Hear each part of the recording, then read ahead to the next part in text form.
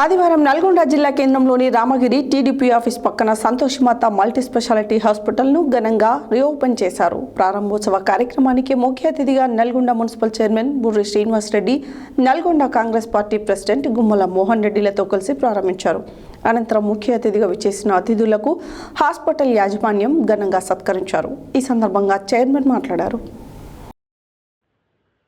ఆదివారం నల్గొండ జిల్లా కేంద్రంలోని రామగిరి టీడీపీ ఆఫీస్ పక్కన సంతోషిమాత మల్టీ స్పెషాలిటీ హాస్పిటల్ను ఘనంగా రీఓపెనింగ్ చేశారు. ప్రారంభోత్సవ కార్యక్రమానికి ముఖ్య అతిథిగా Nalgonda municipal chairman Burri Srinivas Reddy, Nalgonda Congress party president Gummala Mohan రెడ్డితో కలిసి ప్రారంభించారు.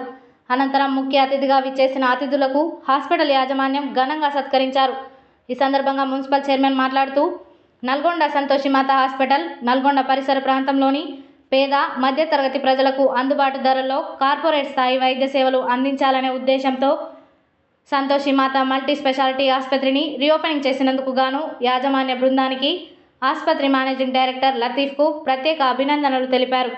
అనంతరం డాక్టర్ ఇంద్రా సీనియర్ గైనకాలజిస్ట్ మరియు డాక్టర్ నరసింహారావు జనరల్ సర్జన్ మాట్లాడుతూ, తమ ఆసుపత్రిలో neuro ortho gynaecology physician centre for bedridden పేషెంట్ల కొరకు ప్రత్యేకమైన వైద్య నిపుణులు అందుబాటులో ఉంటారని, పేద మరియు మధ్యతరగతి వారికి అందుబాటులో ఉండే ధరల్లో కార్పొరేట్ స్థాయి వైద్య సేవలు అందిస్తామని తెలిపారు. నల్గొండ పట్టణ ప్రాంత జిల్లా ప్రజలు సంతోషిమాత మల్టీ స్పెషాలిటీ హాస్పిటల్ సద్వినియోగపరిచి ఆరోగ్యవంతులుగా ఉండాలని తెలిపారు.